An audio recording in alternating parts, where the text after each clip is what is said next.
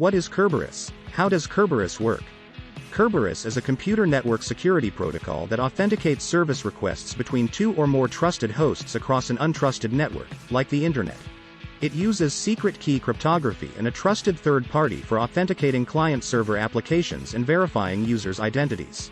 Initially developed by the Massachusetts Institute of Technology, MIT, for Project Athena in the late 80s, Kerberos is now the default authorization technology used by Microsoft Windows. Kerberos implementations also exist for other operating systems such as Apple OS, FreeBSD, Unix, and Linux. Microsoft rolled out its version of Kerberos in Windows 2000, and it's become the go-to protocol for websites and single sign-on implementations over different platforms. The Kerberos Consortium maintains the Kerberos as an open-source project. The protocol derives its name from the legendary three-headed dog Kerberos, also known as Cerberus, from Greek myths, the canine guardian to the entrance to the underworld. Kerberos had a snake tail and a particularly bad temper and, despite one notable exception, was a very useful guardian. But in the protocol's case, the three heads of Kerberos represent the client, the server, and the key distribution center, KDC. The latter functions as the trusted third-party authentication service. Users, machines, and services that use Kerberos depend on the KDC alone, which works as a single process that provides two functions, authentication and ticket granting. KDC tickets offer authentication to all parties, allowing nodes to verify their identities securely. The Kerberos authentication process employs a conventional shared secret cryptography that prevents packets traveling across the network from being read or altered, as well as protecting messages from eavesdropping and replay, or playback, attacks. Now that we have learned what is Kerberos, let us next understand what is Kerberos used for. What is Kerberos used for? Although Kerberos is found everywhere in the digital world, it is employed heavily on secure systems that depend on reliable auditing and authentication features. Kerberos is used in POSIX authentication, and Active Directory, NFS, and Samba. It's also an alternative authentication system to SSH, POP, and SMTP. What does Kerberos authentication protocol do? MIT developed this protocol for a project named Athena. It gets its name from the three-headed dog of Hades, who guarded hell in Greek mythology. They chose this name because the Kerberos protocol represents the following three things. 1. Client. 2. Network resource, application server. 3. Key distribution center, KDC. With these three components, Kerberos enables trusted host authentication over untrusted networks. Kerberos ensures that only authorized users can access the network resources. Additionally, it provides AAA security, authentication, authorization, and accounting. MIT developers developed Kerberos to authenticate themselves to their required systems securely. But Kerberos also authorized the users.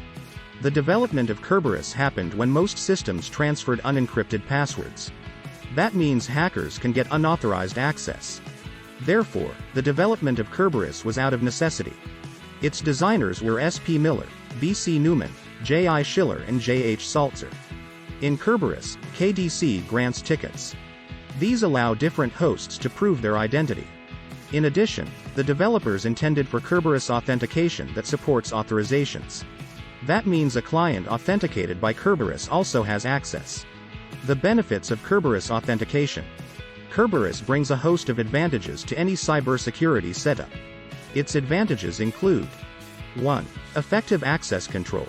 Kerberos gives users a single point to keep track of logins and security policy enforcement. 2. Limited lifetime for key tickets. Each Kerberos ticket has a timestamp, lifetime data, and authentication duration controlled by the administrator. 3. Mutual authentication. Service systems and users can authenticate each other. 4. Reusable authentication. Kerberos user authentication is reusable and durable, requiring each user to get verified by the system just once. 4. As long as the ticket is in effect, the user won't have to keep entering their personal information for authentication purposes. 5. Strong and diverse security measures. Kerberos security authentication protocols employ cryptography, multiple secret keys, and third-party authorization, creating a strong, secure defense. 5. Passwords do not get sent over networks, and all secret keys are encrypted. As a part of the learning flow of learning what Kerberos is, let's check out the Kerberos protocol flow. Kerberos objects, concepts and terms. Most goals of Kerberos deal with password management. It ensures that passwords do not get transmitted over the network. They will not be on the client systems. The system will discard them immediately after use.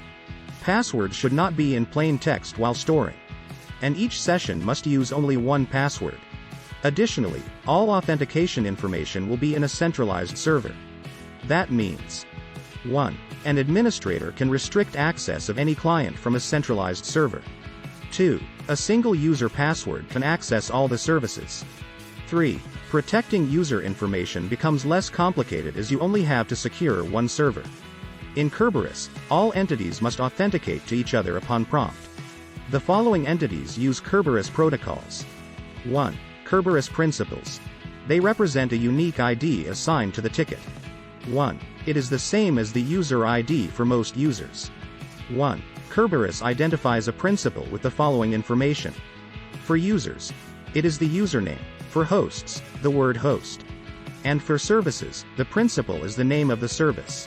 An optional identifier that specifies the host name.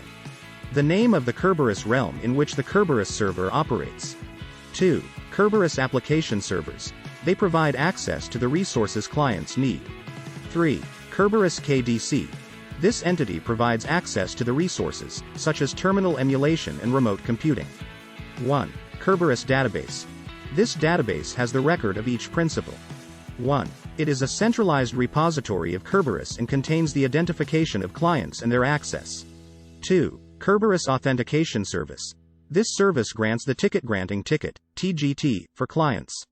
3. Kerberos ticket granting service. This service authenticates the clients based on the TGT. After authentication, the user gets an authentication ticket. The client can use the authentication ticket to get tickets for accessing application services. Thanks for watching and subscribe for more such videos.